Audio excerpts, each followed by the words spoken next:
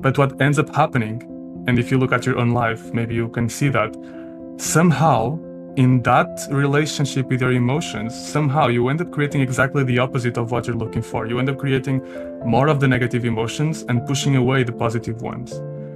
That's maybe one of the biggest mistakes in emotional intelligence that people do, is confusing the messenger with the message. And then people try to kill the messenger to not hear the message. And this is the key insight. Every emotion has a function, every emotion has an important message for you. What makes them negative is not truly what the emotion itself. What makes them positive or negative is how you relate to those emotions. And they become negative when you don't like them, not the other way around. This means that every emotion, if you shift your relationship with them from struggle to wonder and understanding, all of them can become constructive. Because remember, every emotion, this is the thing for you to take away, every single emotion has your best interest in mind. Every single emotion is about something you care about. Every single emotion wants to help you. The thing is, you need to help them help you. Welcome back to Talk the Walk, where we explore how to walk your journey of healing, growth, and transformation with more success, ease, and joy. Hey man, good morning. Hey Charlie, good afternoon from my side. How are you? I am good. I just woke up since we're in different time zones, and yeah, I'm sitting outside. Beautiful. So, in this episode, we're exploring the practice of meeting your emotions. And it sounds really simple to meet your emotions, and yet, of course, so many of us have such resistance to even the idea. The first thing that comes to mind for me is getting angry and someone calling me out on it. Why are you so angry? And the first response, I'm not angry. I'm not angry. And actually wanting to meet the emotions, we all have such resistance towards that. And so what makes this the place that's most important to start from? Mm. Yeah, this is the first module of our Emotional Mastery Academy. We're getting started here. And why is this the first step? Precisely because of what you said. If we have any hope of ever transforming our emotions, then we must start by changing the way we relate to them. And as you said, most people relate to them in a way that they don't even want to get close to their emotions. They see their emotions as like this bothersome thing in their lives that just bothers them, blocks them, makes them do things they regret, etc. And they would just rather not have them, but at least not even get close to them. But that precise relationship with their emotions is what prevents them from understanding them, from befriending them, and eventually transforming them in a way that benefits them. So first step is we actually need to meet them so we can understand them. And that's why we start here.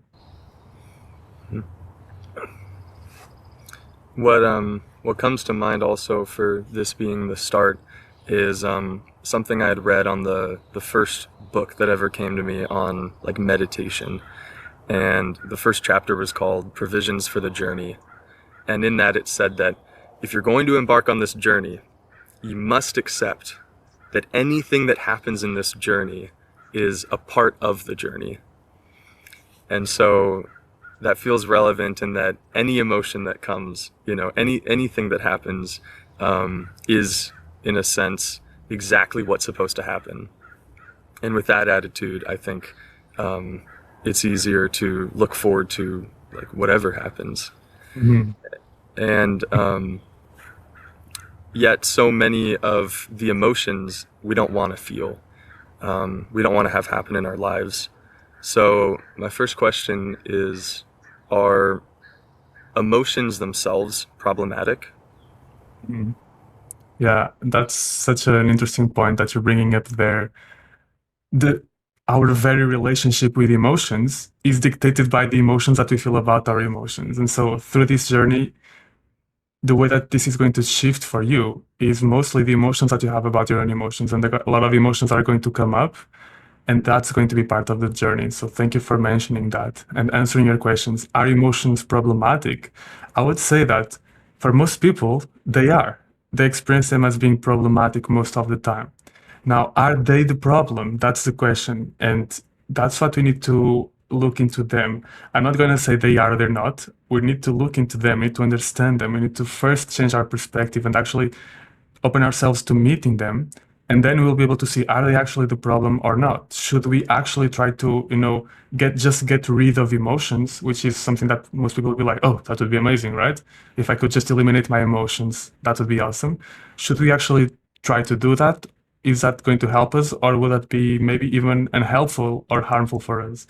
And so for us, we would need to start by asking, what are emotions about? Do they have a function in our lives or not? And then we can answer if they are problematic, if they are the problem, or if something else is the problem. Okay. So, what are emotions then? Yeah, what are emotions? So this is something that we all have this very embodied experience of what they are. Most of us know emotions by how they feel in our body. But emotions, when you look at them deeper, they are something beyond that. They do make you feel something, but when you look at it, the way that they make you feel is always in the direction. They're always like making you move in some direction. They either move away from something or towards something. They change the energy that you have in your body, in your mind, your thoughts. They make your energy flow in a certain way or not flow in a certain way. So before we go any deeper, we can start seeing that at their core, what emotions really are is they are what make us move. They are what moves our energy. So that's what they're at their core. Before we can go deeper, but before anything else, this is the core. Emotions are what moves us. And that seems very important. That seems like a very important thing. And if we lose that, we stop moving in life. So I want to read a quote that I have from Paul Gilbert. Paul Gilbert wrote this quote one time, asking you to imagine your life without emotions. And he says like this: think about what your life would be like without emotions. You would have no feelings if you achieved your goals or if your house was knocked down. You would not be stirred by seeing your children do well or die. Nothing would really matter. Life would be meaningless. And this is what would happen if we lost emotions, or if we successfully eliminated them. We would stop caring about anything and everything. We would stop moving towards what we care about and away from what's harmful to us. And so this makes it very clear that emotions are actually essential for us. They have a very important function in your lives. Not only do they, help you move in life towards what's meaningful to you and away from what's not, but they're actually essential for your survival. So without them, we would actually be dead, not just, metaphorically dead, but physically dead. So our emotions are essential. We need them. We don't want to get rid of them.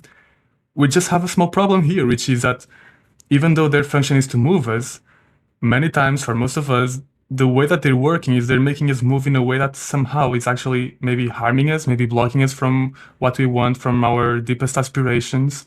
And so that's the problem. It's not that we have emotions. The problem is that those emotions, for many people, most of the time, the way that they're making you move is not being helpful for you. It's being harmful and blocking you. That's the issue.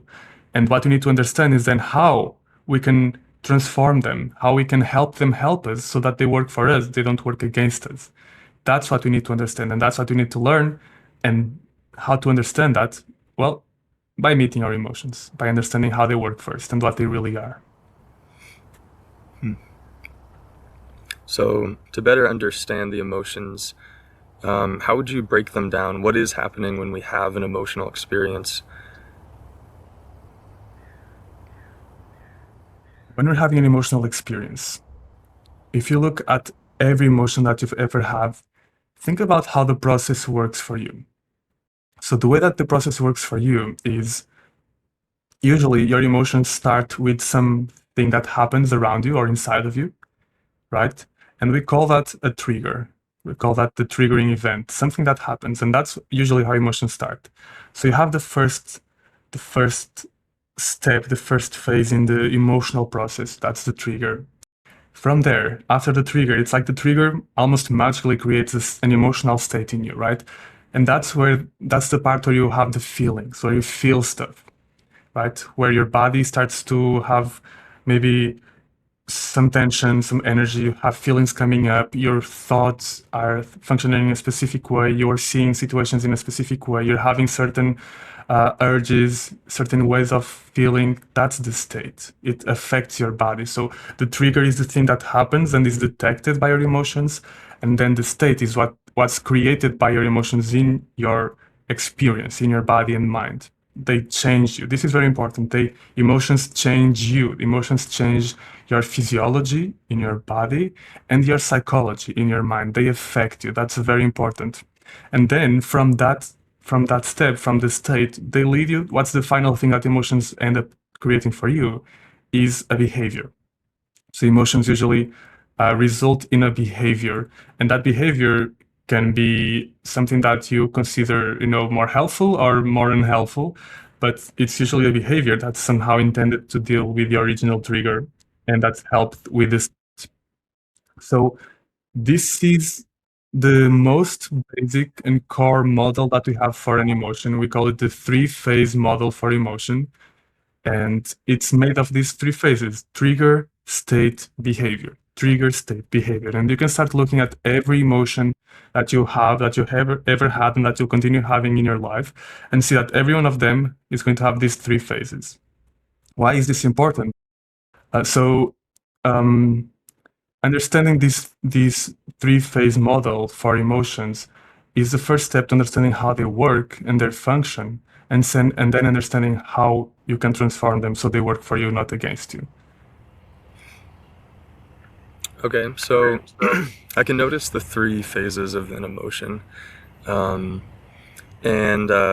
typically then we have our own relationship to the experience of an emotion. So seeing those phases as separate, what makes up an emotional experience, what's then our relationship to that emotional experience typically?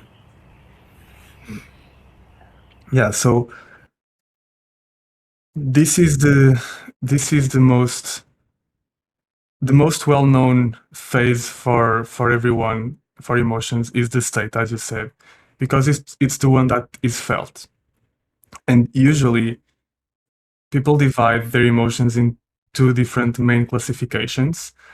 They divide them in whether their emotions feel pleasant, and then they call those the positive emotions, or the emotions feel unpleasant, and then they call them the negative emotions.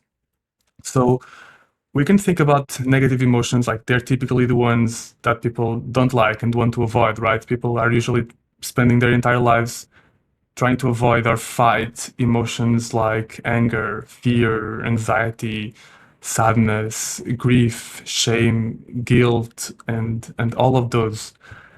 And then people spend also the rest of their lives trying to go after, trying to chase and craving those emotions that, that they call positive, that they like, emotions like joy, pleasure, pride, fun, excitement, elation, ecstasy, bliss. That's how people usually relate to their emotions. And how they classify their emotions. It's usually mainly based on how they feel to them. They feel good, they're positive. They feel bad, they're negative. And then the rest of their life, let's try to avoid negative ones and chase the positive ones. But what ends up happening, and if you look at your own life, maybe you can see that somehow in that relationship with your emotions, somehow you end up creating exactly the opposite of what you're looking for. You end up creating more of the negative emotions and pushing away the positive ones. So something here needs to be looked at. The way that I would relate to that of creating more of the negative ones and chasing away the positive ones is an experience I had about a week ago. I was visiting another city and was on this trip, and my phone died at the start of the trip. And so for the entire trip I had no phone, and I was staying in this cheap motel where I couldn't connect to the Wi-Fi, and I had a book that I gave away to a friend. So I was in this motel with absolutely nothing to do, and I started to feel super lonely. And my immediate impulse would be to reach for the phone. if I feel lonely. I don't want to feel that, you know. I've never wanted to feel lonely. But because of how bored I was actually interested in, like, okay, what does loneliness actually feel like? How do I know that I'm lonely right now? Out of sheer boredom, nothing to do. And when I actually met the emotion then of loneliness, which I've never done a single time in my entire life, just the physical sensation of it on the body, could mostly feel it in my shoulders and around the top of my chest. The sensation itself was not worth chasing away. Just a sensation, you know. And after that, then it was weird because the loneliness moved in about like 30 minutes, and then the rest of the evening I wasn't lonely. It just had moved into other emotions then, and it was the first time in my entire life, out of sheer boredom, I decided to do that. And that's how I would relate to this idea of chasing away certain emotions, is that you're chasing them away for them to just come back again. Like for me, not wanting to feel loneliness, it's just going to create another experience of resisting loneliness, experience of resisting loneliness, until I let that in, and then it becomes another emotion that just is impermanent. It comes and then it leads into the next. And so how does our inherent disposition towards certain emotions play a role in all this? You know, I wouldn't want to feel lonely because of the stories attached to feeling lonely. And I would want to feel productive because of the stories related to feeling productive. Yeah, love that story. It's already showing so powerfully how the real cause of whether emotions feel negative or positive to you, it's not like an inherent characteristic that they have. It's not like anger or loneliness are in and of themselves negative. It's more about your relationship to them. That's what really makes them negative or positive. And so answering your question, the common assumption, and this is something that most people who come to this course are going to have in their minds. They come here to, I'm going to learn to master my emotions so that they work for me, not against me. So this means that my goal, what I'm going to be doing is I'm going to learn how to have more of those more of those positive emotions, and just having more of the time. And I'm going to learn how to eliminate and get rid of the negative emotions. That's the goal, right? That's what emotional mastery means. That's what emotional regulation means. And this first module is so important because it's going to dismantle the goal and that idea completely. The common assumption that people have is that, if I have negative emotions, it means that my emotions are dysregulated. If I have positive ones, it means that they are regulated. And so to achieve regulation, I just need to have more positive and less negative. But that's not the truth. So to understand the truth, we need to go back to the three model that we talked about. And that's why it's so important to start by understanding how emotions really work. And in our course module, we're going to go much deeper on this and really explore it first person. But something that you can already start seeing just from the three model is that every emotion that you have, especially what you feel, like the state, right? The part whether it feels pleasant or unpleasant, and then also the behavior, which is also something that most people usually struggle with, like, oh, I had that reaction, I didn't like my reaction, oh, my reactions are bad, oh, I'm behaving in a way that has negative consequences. So both of those, the second and the third step in the model, the state and the behavior, they are not coming out of nowhere. They are being in a chain reaction from the trigger. And the trigger is always something that happens, right? Something that happens, it becomes a trigger to create an emotion. But we need to ask ourselves, okay, why does something become a trigger to an emotion? Is that just random? Am I just walking on the street and I see a rock and I become angry at that rock and I say, I don't like that rock, right? How is it? What's really making a trigger, for an emotional trigger, come up for us? And this is very interesting because think about it. Some things trigger almost everyone, right? Maybe if you see a tiger chasing at you, maybe everyone's going to feel fear, right? But some things only trigger very specific people. Like if I tell you that something very simple, I don't like purple, maybe for you, you're like, okay. Maybe for someone else, it'd be like, what? You don't like purple? Purple is my color. It's my identity. And you should like purple. You're such a bad person. I need to fight you now, right? This is a bit of a silly example, but you can apply this to much more personal things that happen every day to everyone. If If you don't like someone's football club, they will feel very triggered, right? That's an interesting example. Could I give a And so, personal example? sure, go ahead. For me, the thing for the past few years, it was always been cooking and cooking with others, and we're making a dish like pasta, and um, there's certain rules that you choose to follow when you're making pasta. You know, someone in Italy will be really triggered. You snap the pasta in half. You don't save the pasta water. You don't salt it. You add certain ingredients that don't fit into pasta. This would all trigger me completely if someone in my family breaks one of these rules. So let's use that as an example then, because it's very real. So Yeah. cooking with someone else then, and they add carrots into the pasta. What's that like then? That's the trigger.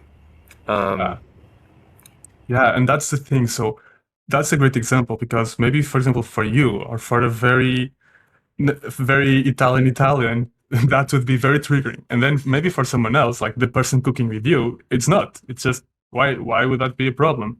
So what makes a trigger a trigger? Why do some specific people bother you and others don't, and they don't bother others? Why? Just why do some things trigger you and others don't? And we're going to dive again much deeper into triggers, especially at the last module. But for now, the one thing you need to understand is think about this.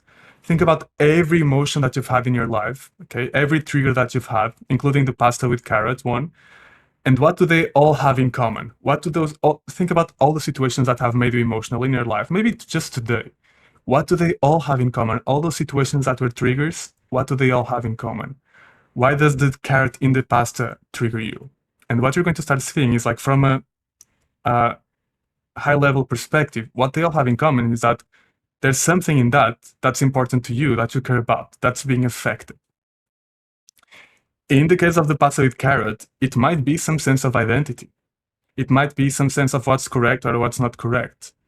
It might be that you want to make a specific, you want to have the experience of cooking Italian style. It might be whatever it is for you. Only you can say it, but whatever it is, it's always going to be something important for you, something that you care about. And in every emotion that you've ever had, if you look at the triggering event, all of them somehow to you, to your emotions, it felt like they affected something that you care about, something that's important for you. And this means that every single emotion every one of them is always about something that's important to you, something that matters to you, something that you care about. And the emotion is responding to that thing that you care about, that value, that need, that desire, that sense of identity, being affected, or at least you perceive that it's being affected by the situation that's triggering it. And so the emotion is going to be reacting to that. And that's what really usually creates like what we call negative and positive emotions. It's not about the emotion itself, but it's about how the thing that you care about is being affected by it. So usually what we call negative emotions, these are emotions that are responding to situations that negatively affect what matters to you. So all the emotions that we usually call negative, the shame, the anger, the sadness, the fear, if you look at them, usually they're always in response to a situation that what it feels is like that situation is negatively impacting what you care about.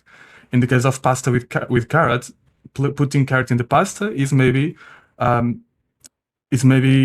being a threat to your identity, or maybe being a threat to the kind of experience that you want to have in that cooking with that person, or maybe being a threat to your perceived idea of what's correct and wrong, and so you're going to be judged for it, or you're not going to belong, or you're doing something wrong.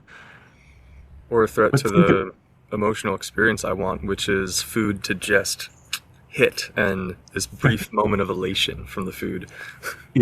yeah, exactly. So when you have those negative emotions, they're just normal emotions, but they're responding to a situation that feels to be negatively impacting what you care about. So the emotion, it's not that the emotion is dysregulated or negative. The emotion is responding to dysregulation. There's something that's happening that's dysregulating, that's taking you away from your ideal parameters of life. Like ideal parameters of life is like pasta without carrot, right? That's ideal parameters of life. But now someone put carrot in the pasta. That's taking you away from regulation, which is the ideal parameters of life. So your emotions are responding to that dysregulation, to that negative situation, but they're properly responding to it. It's not that the emotions themselves are dysregulated. It's not that they themselves are negative. They are just signaling dysregulation. They are signaling something negative. So they are a signal. They are a signal, but they themselves are working properly. And in fact, if you think about it, the intention of those negative emotions is to bring you back to regulation, is to bring you back to those ideal parameters of your life. If you feel anger about carrot in pasta, that anger is trying to help you bring the situation back to pasta without carrot, which is your ideal life situation. And you can apply this to any negative emotion that you experience. And so the positive emotions is also that they're not positive by themselves or regulated. They are just responding to situations that positively affect what matters to you, right? Something is happening that to your emotional perception and analysis, it positively affects what matters to you. They're responding to some regulation opportunity, something that's in, this is conducive to the ideal parameters of life that I want. So I'm going to feel joy. I'm going to feel attraction. I'm going to feel pleasure. I'm going to feel excitement, bliss. I'm going to feel pride. All of those emotions that help you move more towards it, while negative emotions help you move away from the thing, right? So negative emotions move away from something negative. Positive emotions move away towards something positive. But both of them are working properly. Both of them are signaling something that matters to you that's being affected either negatively or positively. The thing is, we just don't like the negative ones because of what they're telling us. They're telling us that something is not like we want. And in our, maybe less conscious and emotional aware state that most people are at without doing this work, we just confuse the two. We confuse the messenger with the message. That's maybe one of the biggest mistakes in emotional intelligence that people do, is confusing the messenger with the message. And then people try to kill the messenger to not hear the message. But the messenger is just telling you a message that's important for you to hear. This is happening. This is important. This is affecting you. And you're like, I don't like that. So I don't like you, messenger. Anger is telling me, this person is passing your boundaries, right? It's so you're like, I don't like that. So I don't like this anger. Message with the message. And this is the key insight. Every emotion has a function. Every emotion has an important message for you. What makes them negative is not truly what the emotion itself. What makes them positive or negative is how you relate to those emotions. And they become negative when you don't like them, not the other way around. So it's not that they are negative and because of that you don't like them. It's you don't like them and they become negative. The ones you like, they become positive. And this means that if you learn to welcome and even love emotions like anger, fear, sadness, or shame, they too can become positive. And likewise, not liking joy, for example, or that's true for some people. Some people are afraid of joy or pride, right? Then the experience of pride, let's say pride can be, for many people, can be a negative experience because they judge it, they don't like it, they learn that it's wrong. So an emotion that could typically be positive can also become negative. And it shows that it's really about your relationship with them. It's not about the emotion itself. And all of this brings me back to finally answering your main question, which was about, okay, then how do we end up creating more negative emotions and blocking positive emotions because of how we relate to them? Now, bringing everything together, think about it. You have negative emotions when something is happening against what you want, against what you like, right? Something that you don't like, something that goes against what's important for you is happening. That's what creates negative emotions. But if you don't like those very emotions in themselves, if you tell yourself, I don't like anger, then you're telling your system that having those emotions, having anger, having fear, having sadness, having shame, is a negative event, is something that negatively affects what you care about, is dysregulation. And guess what? If you're telling your system that that's something that you don't want, then it's going to create more negative emotions because they're responding to something that you don't want. So it all starts with you don't want something, something's happening that you don't want. You feel anger or fear or sadness, and then you're like, I don't want to feel this anger or fear or sadness. So you're telling your system, this is also something that I don't want, the very emotions that I'm feeling. And so you're going to have more emotions, more negative emotions reacting to those negative emotions. And that's how you enter the cycle of emotional dysregulation, just increasing negative and negative emotions. That's how you end up creating more negative emotions for yourself by not wanting them. And on the other side, the same happens with positive emotions. Remember, positive emotions happen when life is like you want, right? Life is supporting the way that you want to live. But by craving positive emotions and by chasing after them, you're also telling your system that you don't have them. So that blocks the very positive emotions that you want from arising and from staying. And this is how, by chasing the positive emotions, we also end up destroying them. And this brings up a quote from that I also love that very, very clearly describes the situation. It's from Shantideva, and he says, "Those desiring to escape from suffering hasten right towards suffering, and with the very desire for happiness, out of delusion, they destroy their own happiness as if it were an enemy." It describes perfectly how we destroy, how we prevent our own positive emotions from arising by craving them, and how we create more negative emotions by disliking them and fighting them. I think the only point that I'd want to emphasize is with the scenario of a desired outcome, with, I guess, the example we're working off of the pasta that I want, even though the emotion is pushing me towards seeing what I care about, there's no object that needs to be met, is what I've noticed. When I fully feel the anger or the passion, the fear, the worry, whatever, even if then the pasta, the object of desire, gets threatened and totally changes how I don't want it to change, when I allow the emotions, I get to see what actually the deeper thing I want is, which is more connection with whoever else I'm cooking with, or it is just a positive emotion that isn't out of reach, that isn't external.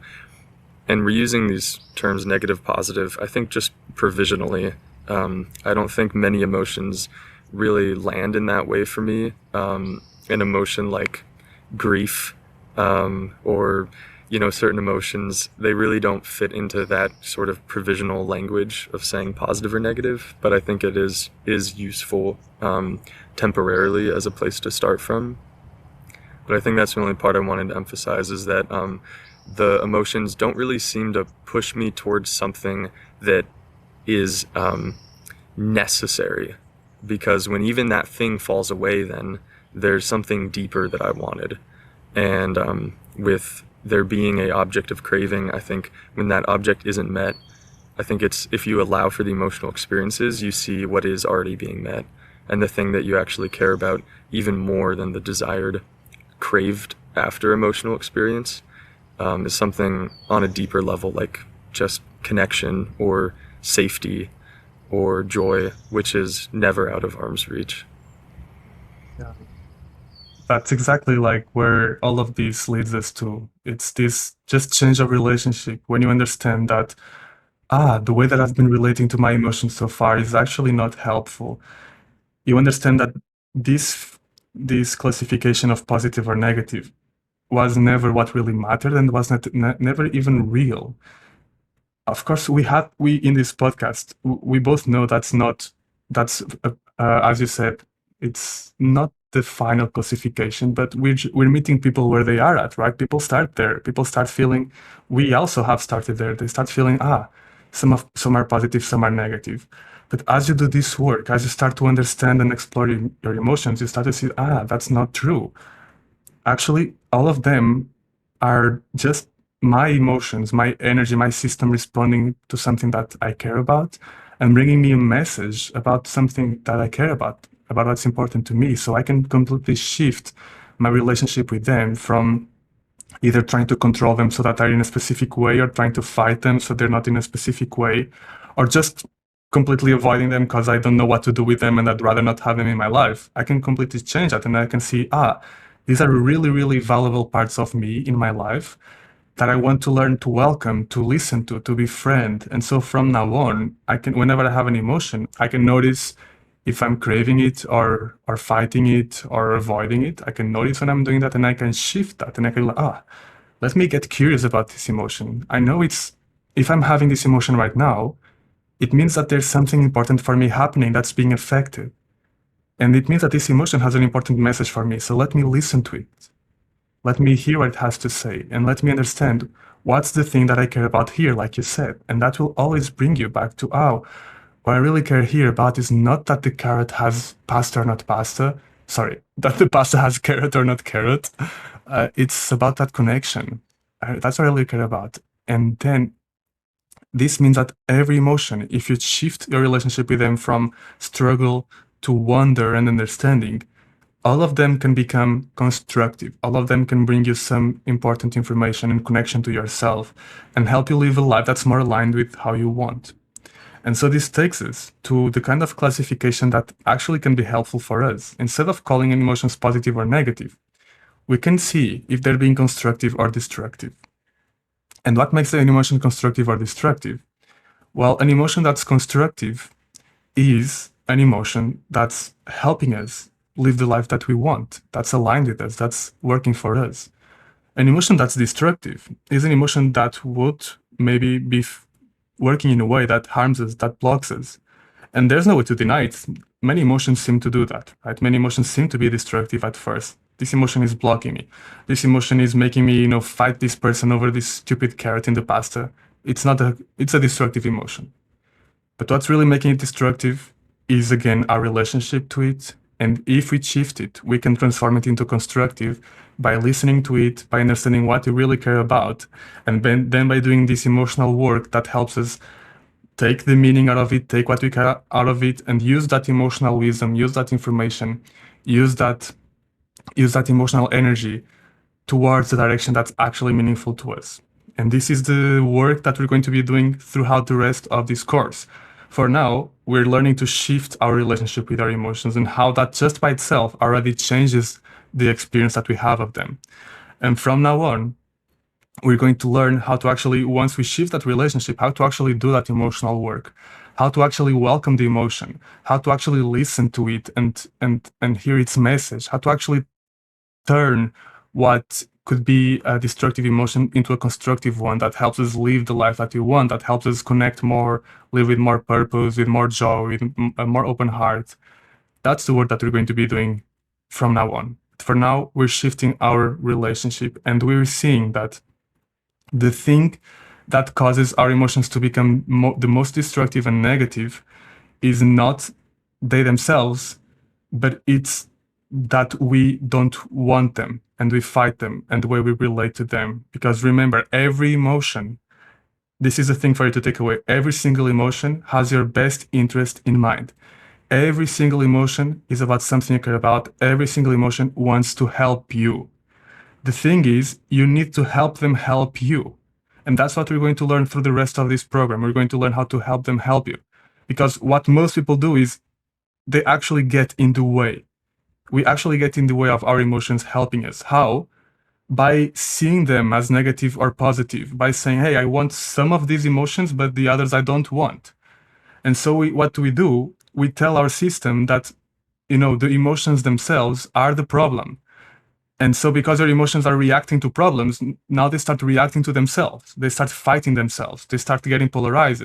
One emotion hates the other. One part of you hates the other. They're fighting. Inner conflict. That's where it comes from. That's what starts the cycle of emotional dysregulation.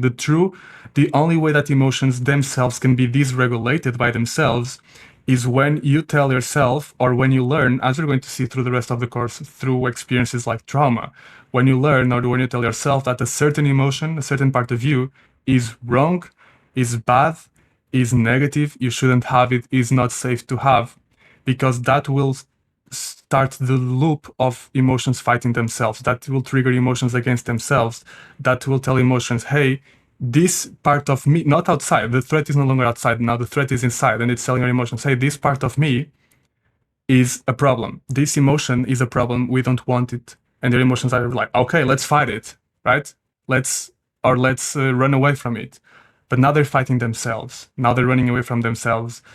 And that's how they actually the only way that they can become destructive. And that's how the inner stress, the inner fight starts. That's how they will block you. That's how they will harm you. And it's all because of our relationship with them. Now, I'm not saying that your relationship with your emotions is your fault. That's not it. You learned that relationship from your especially early experiences, from society, from parenting, from your own way of being. All of those experiences shape and tell us that some parts of us, some emotions are bad, shouldn't be felt, shouldn't be expressed.